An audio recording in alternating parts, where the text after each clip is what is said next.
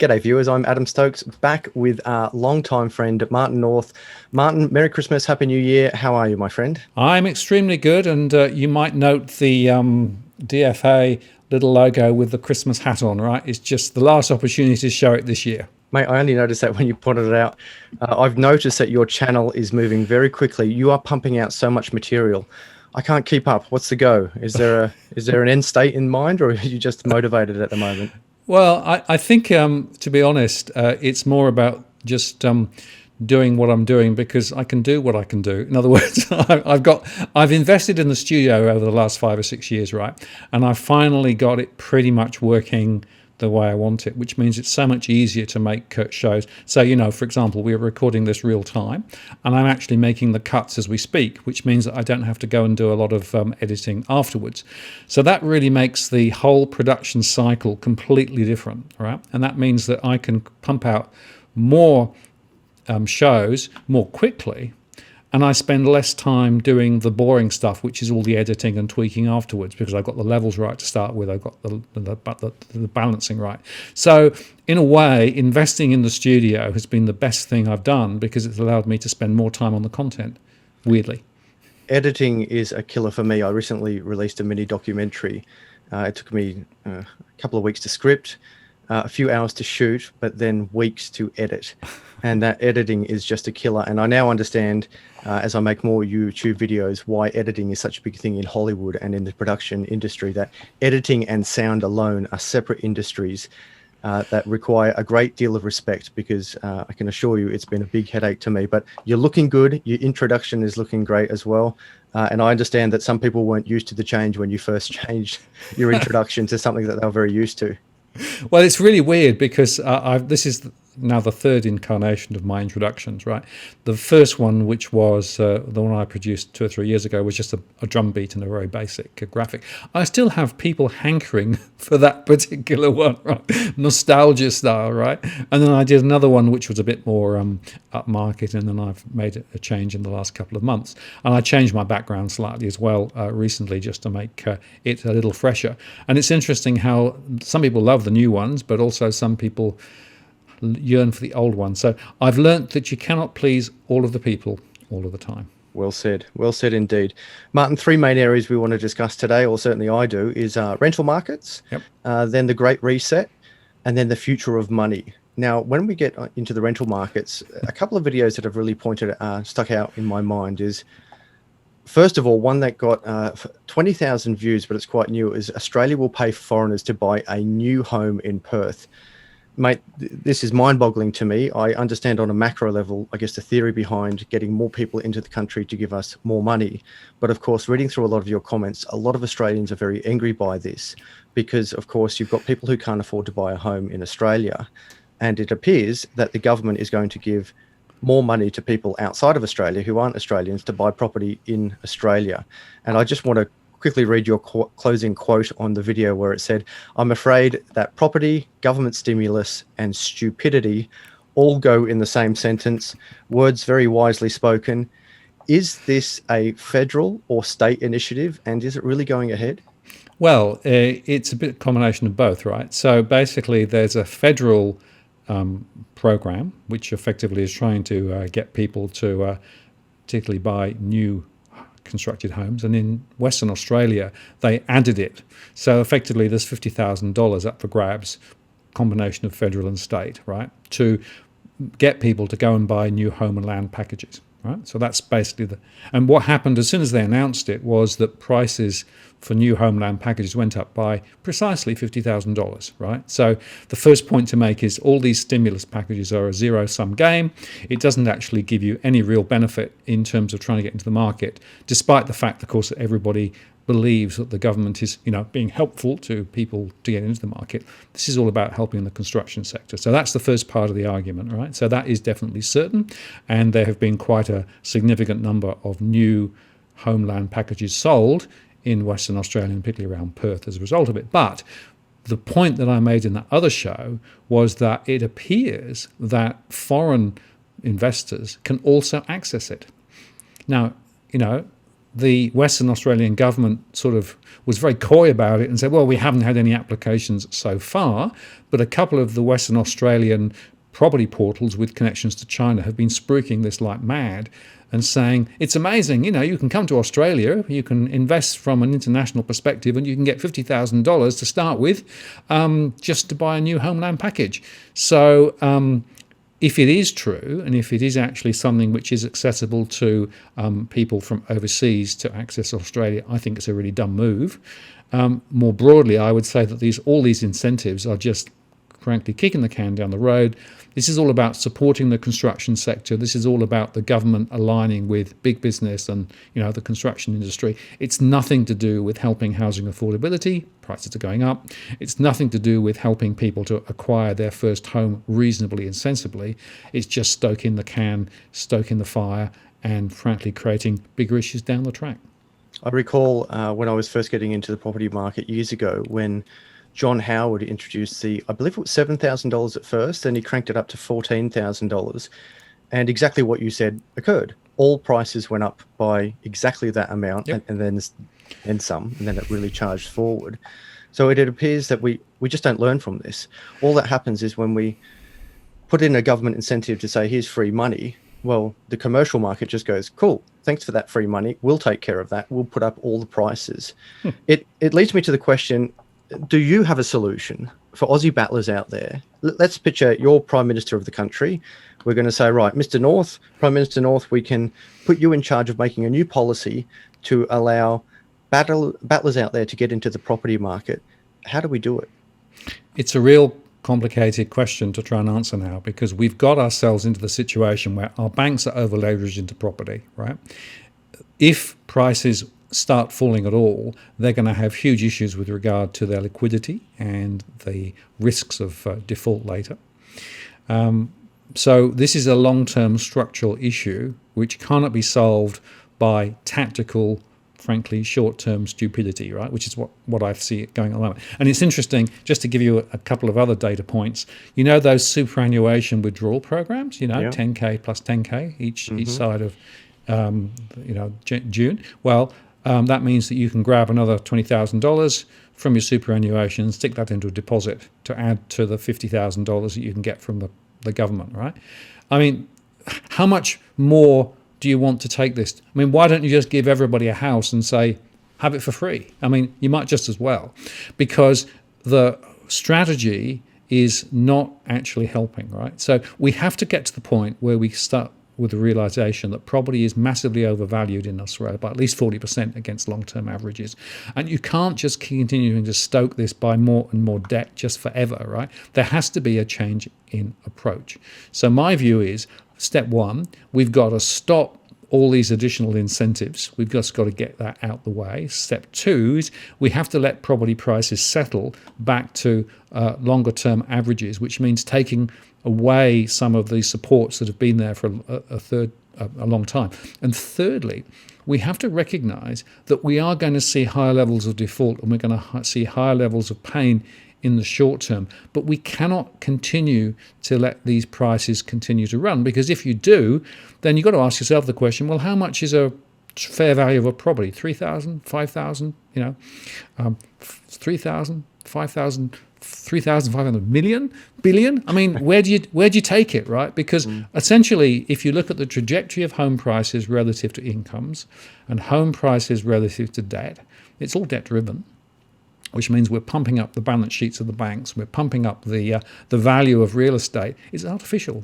So I would tackle it the other way to say we've got to stop the continued inflation of home prices.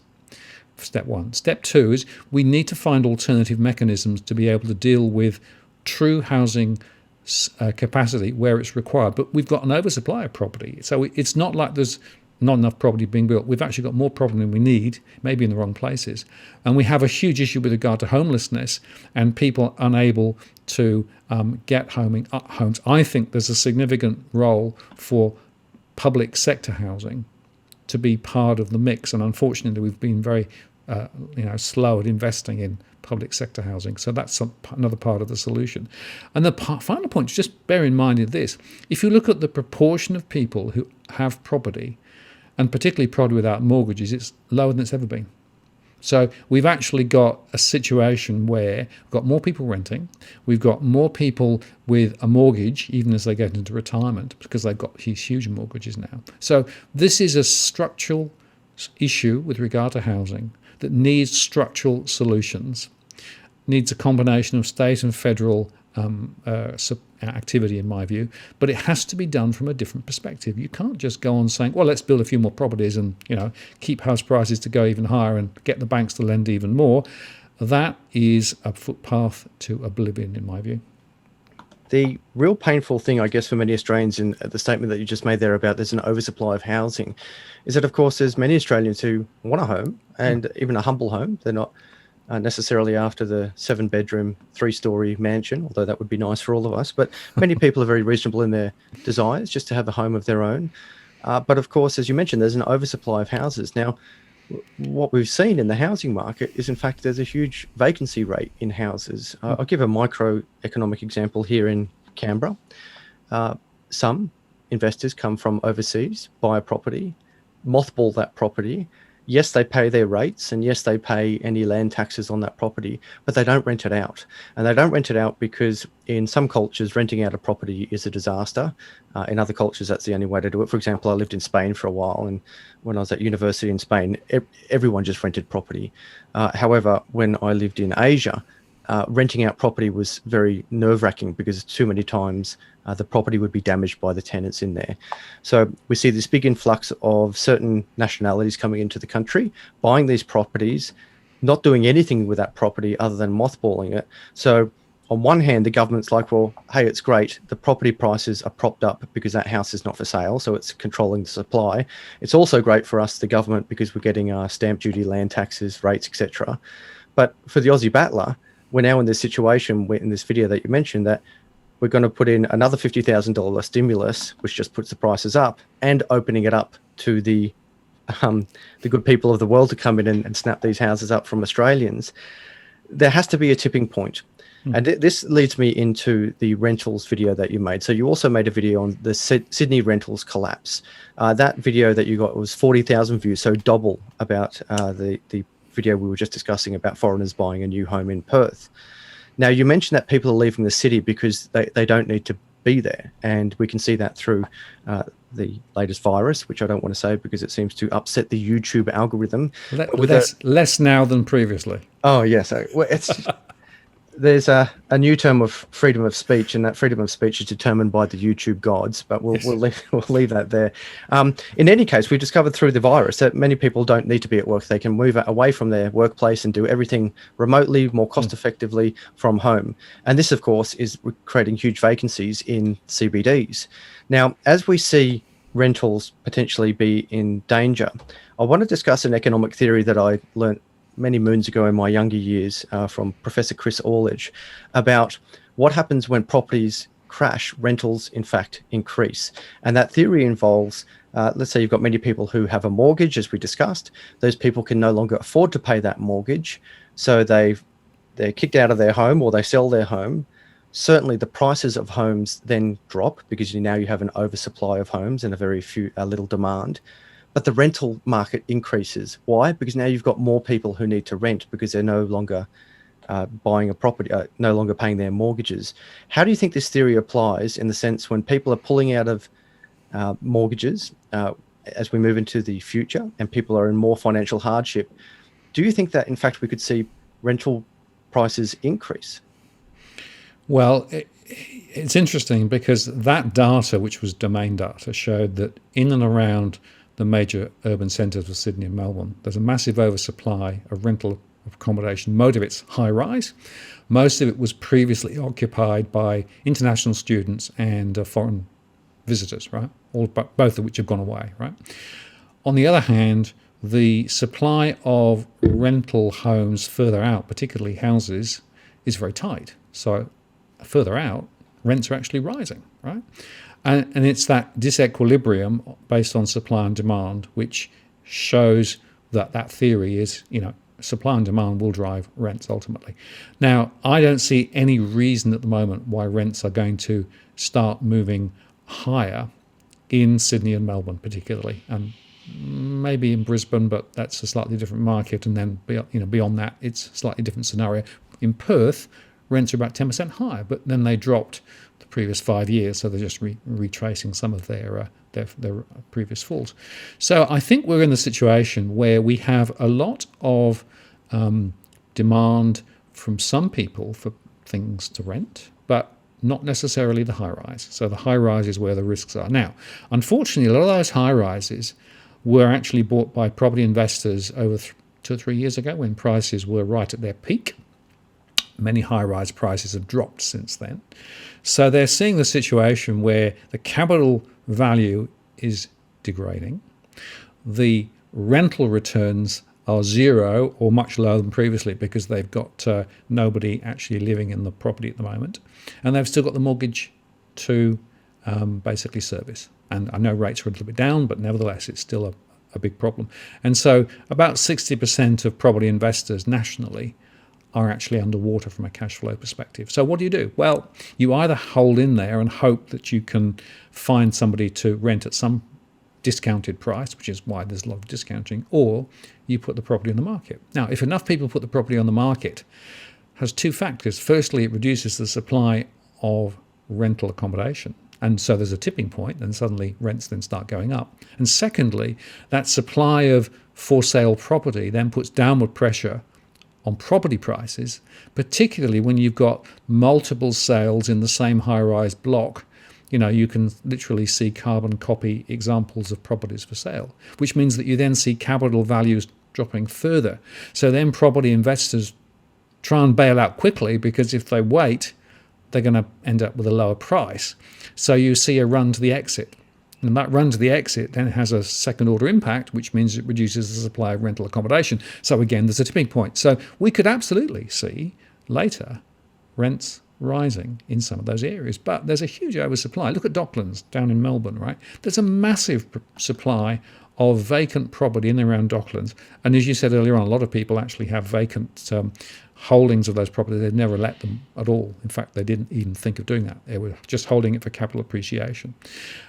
That is probably now unsustainable as well, because capital appreciation isn't happening. And whilst everyone's now claiming that property prices are on the rise again, actually houses in some areas are on the rise, units hardly at all, and all these high-rise constructions, and there's more still being built, so there's more supply coming on, is going to put more downward pressure on capital values. So yeah, that's the situation that I see. Expect rentals to continue to slide. Expect more property investors to run to the exit. I think the first half of next year will be when a lot of them do that. As a result of that, net in a year's time, rents could be higher again. I think the main point for all of us to remember in the property market is that there's markets within markets. And as you outlined, the properties out in the suburbs is showing different rental returns than those right in the CBD. Another thing that I noticed, certainly with within my properties, those that have big bedrooms, as a lot of bedrooms, so 5-6 bedrooms, they are less appealing to the market now than a 1-bedroom apartment, because when people are, trying to save money, they're quite willing to give up 4 bedrooms, but they still need one. But it's not really the other way around, where people are, times are tough, I'll move from this 1-bedroom apartment into a 5-bedroom mansion. Yeah, well, it varies. I mean, it does vary, because there are people looking for larger places because they're going to spend more time at home rather than actually commuting to the office, and they're going to, worry. They want a room for their kids, etc., etc. So that's part of it. But you're also right that in a downturn, and we've had a lot of people who have been renting who've suddenly been unable to pay their rents. They've got rental repayment holidays, which are coming to an end now. There's a huge confusion amongst many people as to whether their rentals are postponed or whether they've been forgiven. That's another issue which is going to come home to roost over the next 6 months. So we're seeing quite a few people moving from larger properties into smaller properties to reduce their outgoings on rent, because their incomes are still not recovered thanks to the virus. So yeah, all of those complexities there. But you're right, markets within markets within markets. You cannot generalize about property, and you can certainly not generalize about investment properties. You have to go granular to really understand what's going on, which is why I do a lot of that down at the postcode and regional and suburban levels, because I can point to very different dynamics in different postcodes, and even suburbs within postcodes. But generally, I would say that probably closer into the centre of town are looking pretty sick, particularly apartments. Houses holding their value a little bit more closer in.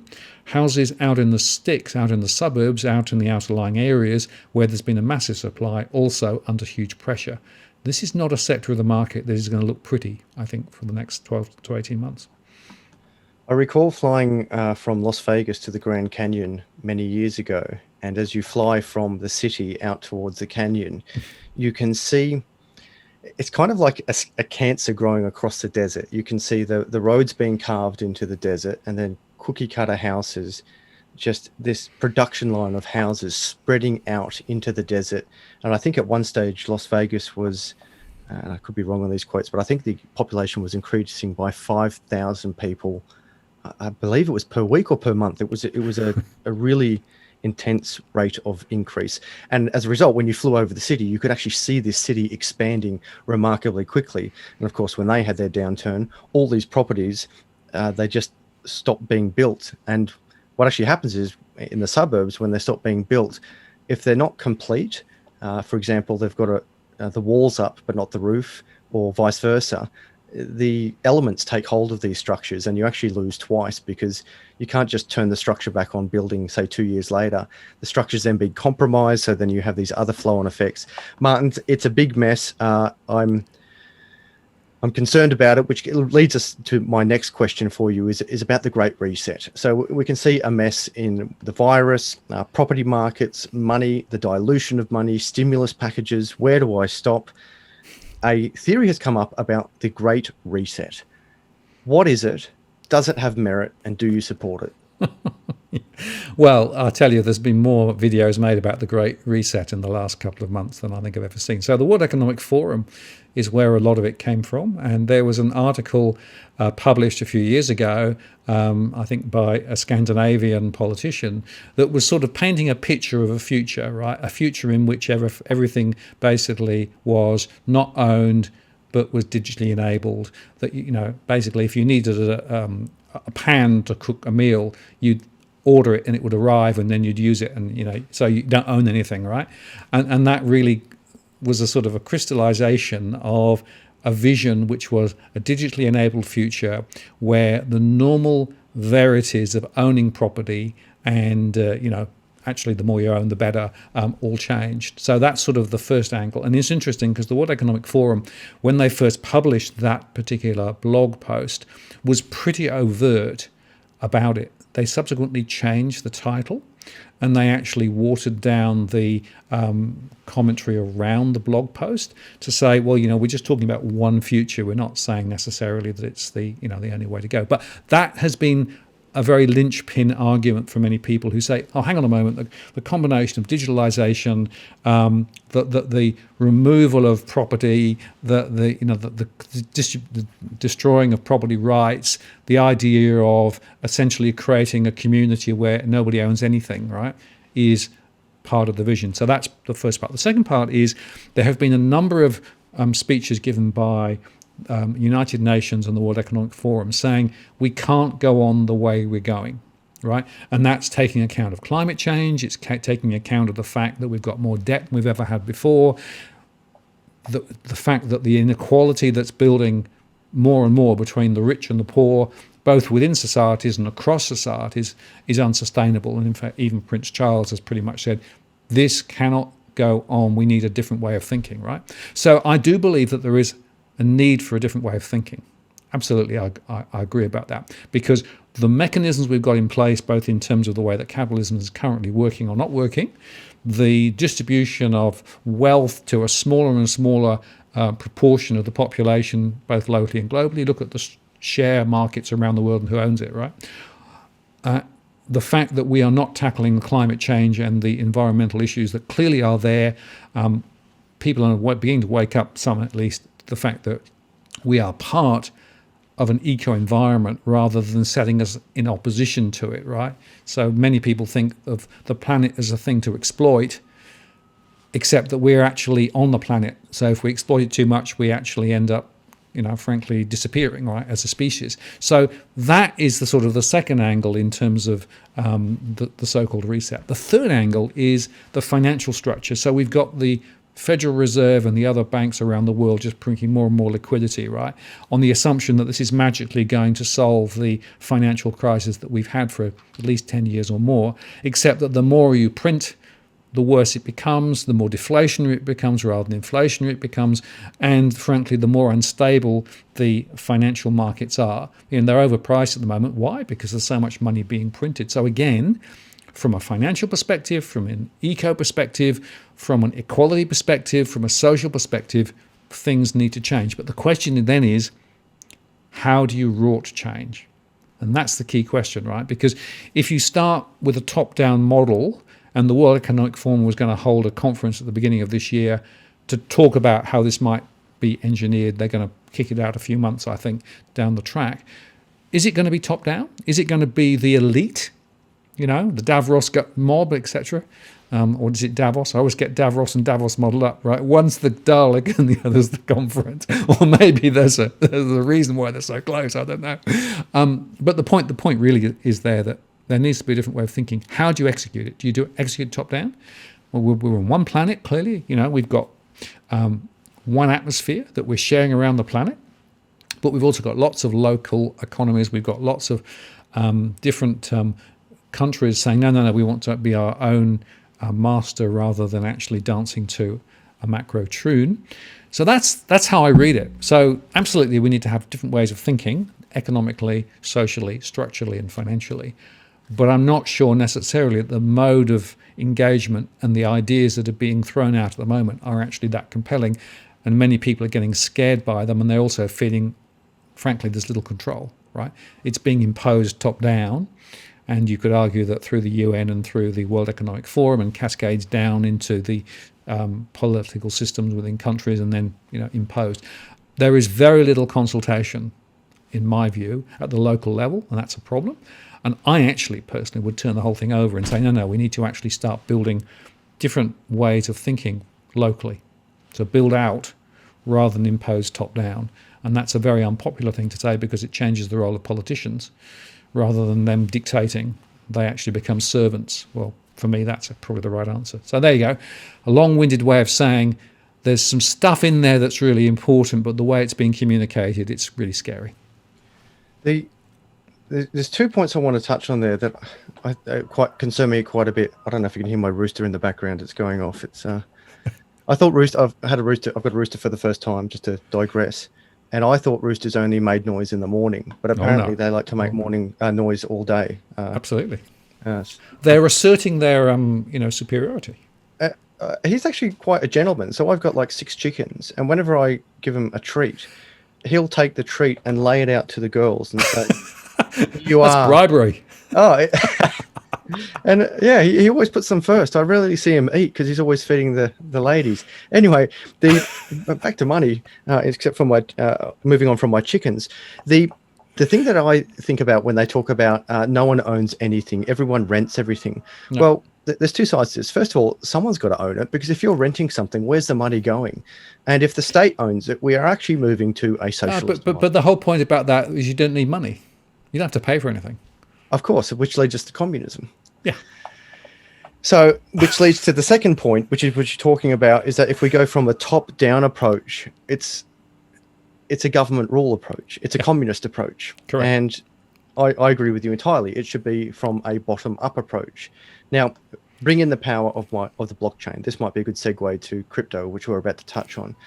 So, beyond Bitcoin, there is, in fact, smart contract coins that can execute contracts that they say are owned by no one. But of course, someone's got to own something, even if you've got a share in the company. For example, if you have a taxi that is a self-driving taxi, a self-servicing taxi, meaning it drives to its self-servicing modular service station where one component is removed by a robot, then re-put in, everything's modular where it happens very quickly.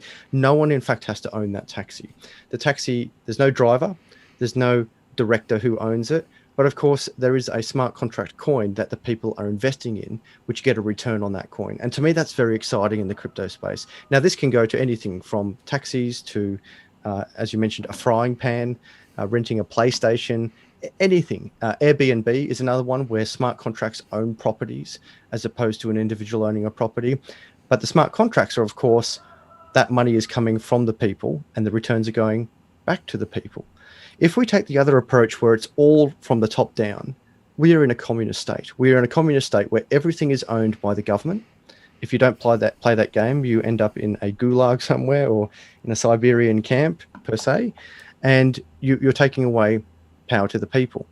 But of course, I agree with you. There needs to be a reset. We need to move away from where we are at the moment because the poverty gap or the wealth gap is getting wider and wider and wider, and it is getting more difficult for people to deal with the nonsense that is fiat, which is my segue, my friend, into the world of crypto. Now, as you know, my channel is primarily focused on crypto. I certainly explore all economics, but the reason why I got into YouTube was because I found this great technology that I'm immensely excited about. Now, when we first met 12 months ago, and by the way, this is about our 12-month anniversary, Martin, so good to work with you. When we first met, it was Bitcoin was trading at 9,061 Australian dollars, and as of today, it's around the $37,000 mark. In percentage increases over the last 3 months, Bitcoin's up 134% or 302% since we first spoke. And over the last 5 years, Bitcoin is up 11,468%. Now, these numbers get a bit mind-boggling, my friend. Over the last 10 years, noting that some people believe Bitcoin's a fad, but we're now going back 10 years, Bitcoin is up 1.82 million %. And over the last 11 years, which is essentially the lifetime of Bitcoin, take a seat, viewers, Bitcoin is up 3.48 million %. Let's contrast this to gold quickly. Gold in the last year up 20%, up 66% over the last 5 years, and up 38% over the last decade. So we're talking 3 million % versus 38%. At what point, my friend, can I convince you that Bitcoin is a good thing to invest in? It's a good thing to speculate in. Okay. And I hold Bitcoin, just so you know. I have Good man. Have held Bitcoin for some long time because, one, I wanted to understand it, and the best way to understand it is to hold it and use it and see how it works. Let me tell you a little story. I don't know whether you've ever come across a book called The Hitchhiker's Guide to the Galaxy. Yes. It is by far one of the most brilliant books by Douglas Adams. He wrote it years and years ago. Started as a radio series, published a book. It's been films and things. But there's a wonderful bit in there when he's wandering around looking up and sees this really, really big statue of himself hanging in the sky, right? And he asks, what's holding the statue up, right? And he's told it's art. Art is holding the statue up, right? In other words, you can't really see it and explain it, but it's just there, right? Now, I would argue that the value of Bitcoin is a bit the same, right? Why is the value of Bitcoin where it is? It's the supply and demand, it's the market movements, etc., etc. But there's no underlying underpinning it, right? So, it can go a lot higher, it can go a lot lower. That's why I call it speculative, right? So it doesn't have a lot of the characteristics of what I would define normally as money. And, it may well go high, it may come back, who knows? The chances are that in the future, financial transactions will be digitalized. And Bitcoin or Bitcoin Mark II or some equivalent of it or a central bank digital currency series will be enabled to enable that to happen. So I'm absolutely clear about that. I also think that if you look at the recent moves up in terms of Bitcoin, it's driven by three things. Firstly, it's driven by many institutional investors and investment banks getting seriously into Bitcoin. Secondly, PayPal has now announced, and it's going to use settlement by Bitcoin on their platforms, although there's some slightly weird ways they're going to do it. And thirdly, a lot of new money that came into the financial markets over the last 6 months or so, partly because of the government handouts and partly because of the other mechanisms, a lot of that went into Bitcoin. Also went into other financial assets too. So there is a little bit of a sort of a speculative momentum here. So it could well go higher. Like I say, I do hold some Bitcoin, but I would not bank all my savings into a Bitcoin at the moment. I would want to hold a few percentage max and ride it up if it goes up and then perhaps sell it. And I actually think we might be at another peak and it might well then come back a little. So maybe is a good time to liquidate some of that value that's been created rather than just hold it. And that's not financial advice, just my observation looking at the charts, right? And they just show you this is the Bitcoin chart in US dollar terms, because I think you were quoting Aussie dollar terms, but I'm just using the US dollar. So it's up 251% from the start of this year, right? And you can see how it's really gone up in the last few weeks dramatically. The question is that going to essentially be the is that essentially going to be the end of it? Is it going to come back? Is it not going to come back? I don't know. It'll be very interesting to see. But I have always said, think of it as a speculative asset with some potential for the future, right? It is certainly yet to have the characteristics of what I would regard as something where I'd put the bulk of my savings in on the assumption that I can get it out when I want and I actually know what the value of it is. I agree with you entirely that there should be no, I don't think there should be any investment that you put all your money in. Nothing. In fact, I don't even say you should put all your money in money. And what I mean by that is keeping all your money in, say, Australian dollars or US dollars is dangerous. It's dangerous because you're constantly faced with the erosion of that money through inflation, bank fees, bail-in laws, cash ban, which we'll talk about in a second, when they were attempting to do that. So definitely don't put all your money, all your eggs in one basket. But the same would probably go for gold. I mean, there's a theory out there. It's just a theory. Imagine that they find at the bottom, there is one theory, but they find a huge amount of gold at the bottom of the Grand Canyon. And suddenly all the gold supply, and from memory, I could be wrong, this, viewers leave it a comment below. I think there's only about 2 or 3 Olympic-sized swimming pools worth of gold that we've dug up. It's not that much in the big picture. But let's say at the bottom of the Grand Canyon, they find 5 Olympic-sized swimming pools worth of solid gold. Well, suddenly the market's just doubled or tripled as supply. Perhaps demand will pull back as well. And then suddenly gold has pulled back. So even if we see a small increase in gold, as I mentioned, 20% in 1 year, 66% over 5 years, and 38% over a decade, comparative to these numbers of nearly 300%, 11,000%, and 3.48 million%.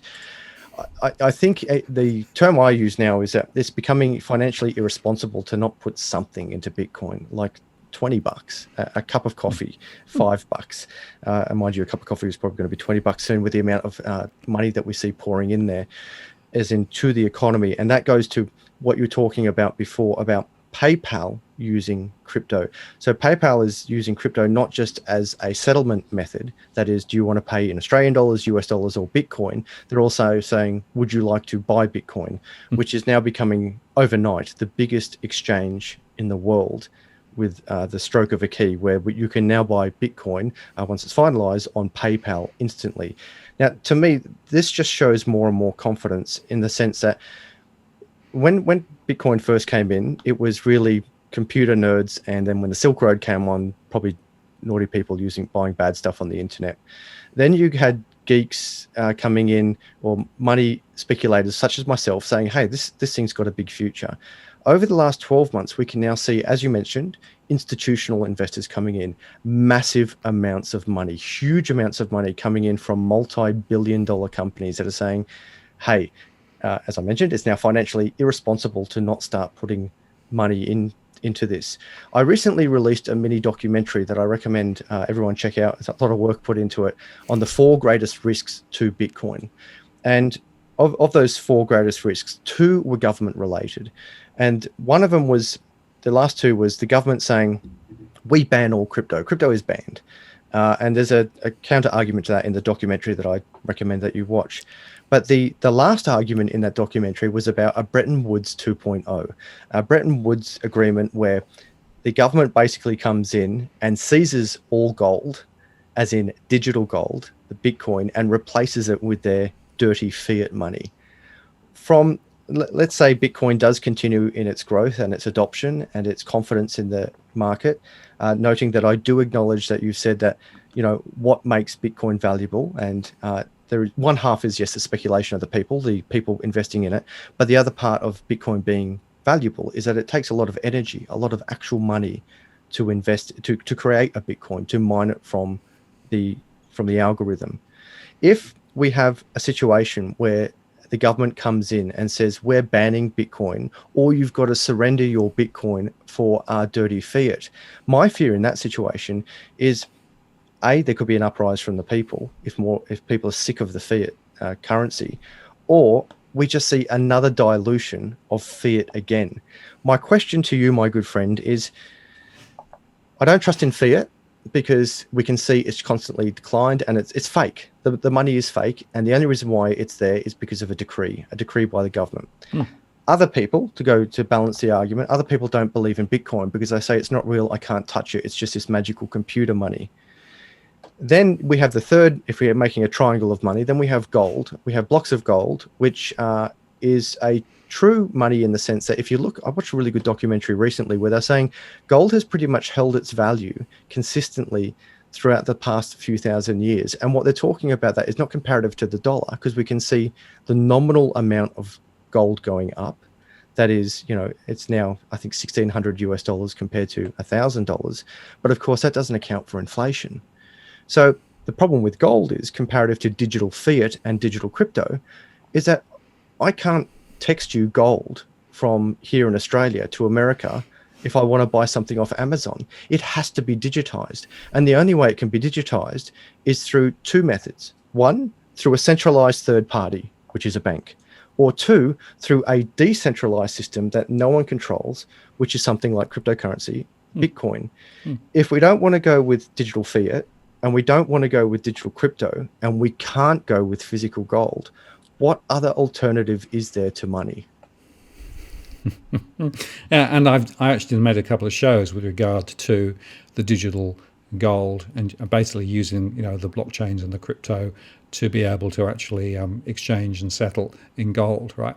I did an interview with Peter Schiff, who is a very strong advocate of gold as the foundational value setting element in the whole of the economy. His argument is that the US dollar is going to fall over and become less relevant. He's also reasonably positive with regard to the digital currencies as well. And so we are at this crossroads, in my view, as to whether the future is going to be same old previously, where effectively we continue to devalue and we basically just pump the value of money up and up and up, so the real value goes down, down and down, which of course is where we've been for a long time. Whether the alternative of that is a gold-based system or whether it's a digital-based system. I always remember Mark Carney's conversation, I think it was a couple of years ago, Jackson Hole, saying his argument is it's not going to be the yuan that's going to take over from the dollar, it's going to be a digitally-based alternative. And then I start asking questions about who's going to control it, who's going to set the value of it, etc., right? And there is ultimately a devolved or controlled discussion going on here, because central banks and governments will want to keep control of the currencies and will want to stop money laundering, all of those things. Many of the other alternatives of decentralization requires effectively less control, although as you look closely, what you'll discover is that even holders of Bitcoin now have to register. And in some countries now, Bitcoin transactions are tracked. So even that freedom is probably not completely there, and in some cases illusory. So I think we're in this hiatus, right?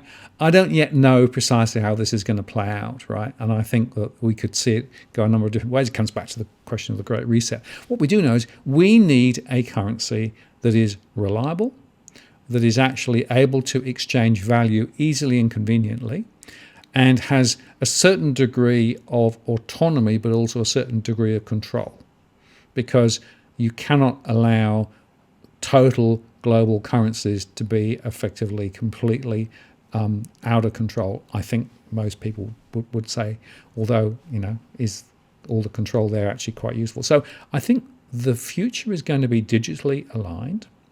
I still am not sure whether it's a central bank digital currency or whether it's some alternative or some version of a Bitcoin type thing. I noticed that many of the other smaller coins are disappearing rather than actually following Bitcoin up the value curve, and that may say something about the concentration towards Bitcoin over time. But I do think the future is generally open, and I'm not sure that the future is simply going to be a replication of what we've seen over the last 10 years. Certainly Bitcoin dominance at the moment, 70%. So the market shows that 70% of all the money in crypto is focused on Bitcoin. XRP is the one that has taken a big hit lately. But no, I guess the top 20 have been tracking very well. There's a lot of confidence in the crypto space. Yep. Just one quick clarification on tracking money. I certainly agree that if you have a dark money that no one can see, let's call it, for example, the US dollar, it creates a big opportunity for people to do illegal activity. And of course, the number one currency of choice around the world at the moment for illegal activity is the US dollar. Bitcoin, is far more traceable than people realize. The Australian government did actually push recently to ban what's called privacy coins. An example of that is Monero. So Monero is a type of crypto, or is a cryptocurrency, but its power is that it is completely non-traceable. And those, in my opinion, are the type of coins that would probably be targeted by the government. And we can see that with what the Australian government did by putting pressure on exchanges by saying you can no longer list this coin, because it does actually enable the complete anonymity of money tracking around the world, and you can't stop it. Whereas Bitcoin, you can actually see where it has gone, who's got it, what the wallet's linked to. And what I think we've done well in Australia is, as you mentioned, we have to, when you're buying Bitcoin or registering to be on an exchange, you have to give KYC, know your customer, personal details. And that's why when people first get into crypto, they're like, I don't want to give over my details. Yet that's exactly what you do when you go to a bank. You can't go to a bank and say, G'day, I'm Jono, I want to open a bank account. The first thing they say is that you got ID. And of course, that model is now being transferred over to the crypto space. I guess what it comes down to, Martin, is digital currencies are already here. We already use digital fiat. As we move away from digital fiat, where you have an endless supply of money being pumped out, it really, in my mind, comes down to the people. Do the people want to use a currency that is unlimited in supply and controlled by a central body, whether that central body be a bank or a government? Or do we want a completely decentralized money that is determined by the people, for the people, that has a set supply that can never be manipulated? I think only time will tell, my friend. But to your viewers, if they do want to buy cryptocurrency, I'll leave a link below, and I encourage that you check it out. And I am very proud of you, my good friend, for having crypto.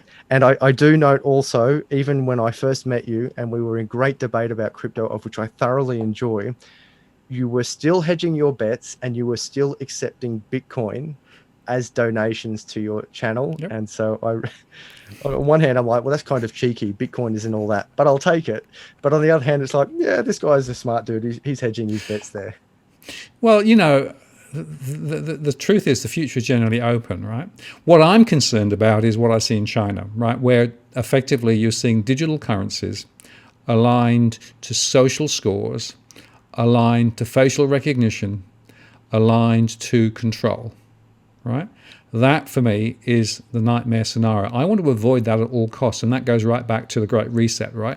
However the Great Reset comes through and however the currency journey continues, I want to make sure that we maintain some personal freedom, that we maintain a degree of integrity in the system, but we're not actually being controlled and managed centrally, either by computers, through AI, which is what the Great Reset was talking about, or through central bankers through what they do, right? So what I think is really important, and it's great that we have these conversations, is to get people to think about this stuff now and to understand that there are genuinely options ahead of us, right? And we should be lobbying those in power, the politicians and central bankers and other people, right, for a greater openness and disclosure and discussion about these options and these futures, because What I don't want to do is to wake up one day and suddenly discover that they've taken the Aussie dollar and given me a digital alternative. I've got no choice but to use it with this particular platform through this particular channel, and every transaction is fully monitored and they know precisely everything about me. That is a future that I don't want. I agree with you. My, I guess, melancholy feeling is that we're already there. And allow me to give you a couple of examples. First of all, who doesn't use a credit card or a FPOS card or some type of digital card? Second of all, when you have government shop fronts that say we don't accept our own money, to me this is the biggest alarm. So I go and pay my rates or my driver's license, whatever it is. I go down to the Australian government shop front with Australian sovereign tender, and they tell me we don't accept that money. And I say, I don't bother having the argument, but I say in my mind, this is your money. This is the money that you made sovereign in this government, and you don't accept your own money.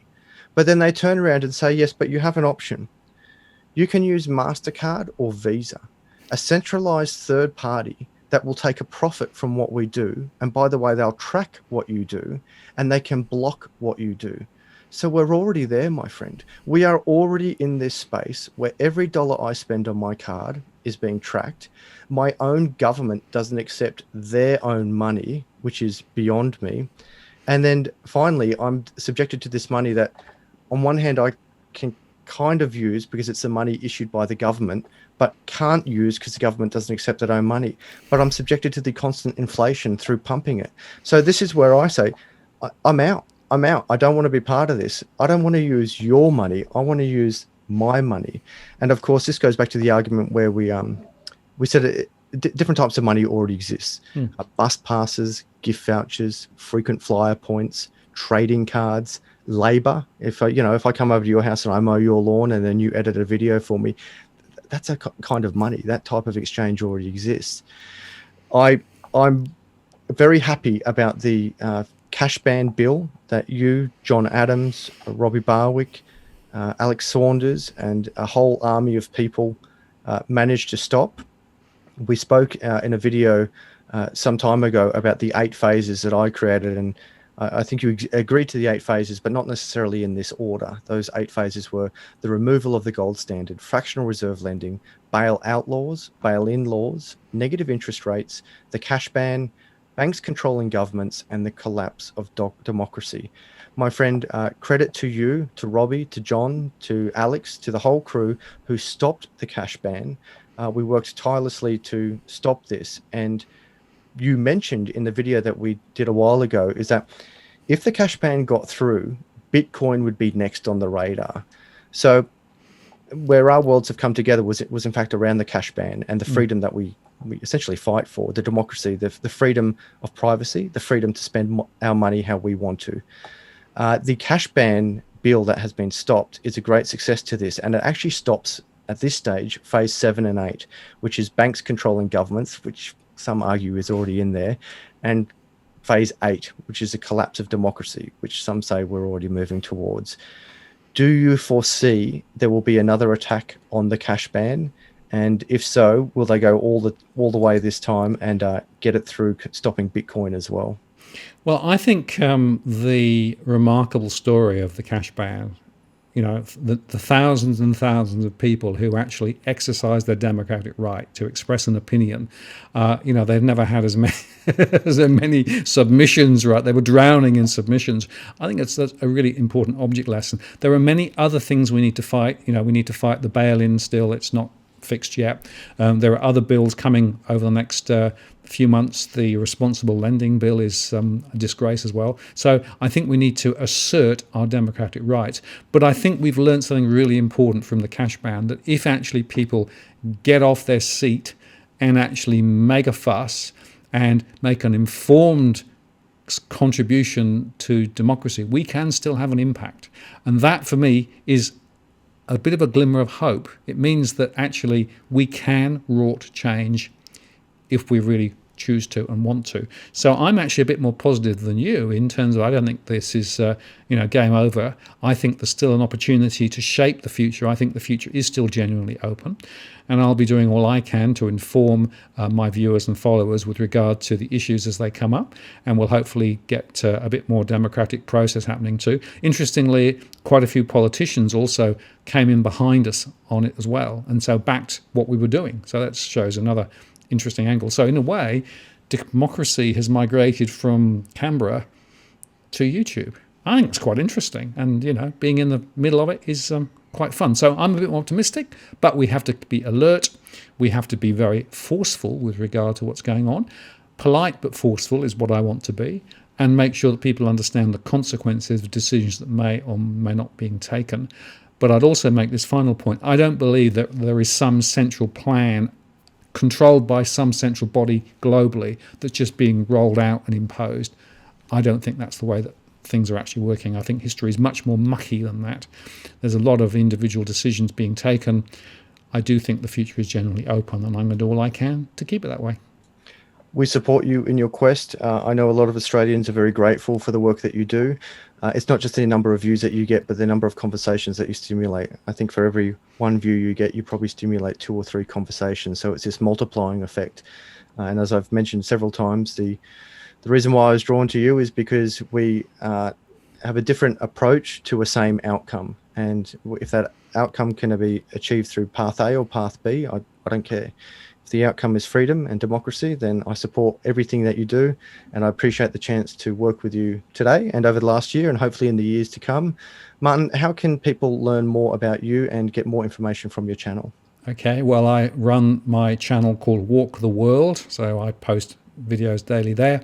And I also have a blog at digitalfinanceanalytics.com. Excellent. For those of you who haven't met me, I'm Adam Stokes. Links below if you want to learn more about crypto and get on this huge run. Remember, 3.48 million % over the last 11 years. I just thought I'd throw that in there, Martin. Please do check out the links below. Martin, very grateful for your time today. Thanks for joining us. Very much enjoyed chatting with you. Take care. Happy New Year. And we should do this again sometime soon. Absolutely. Thank you. Take care.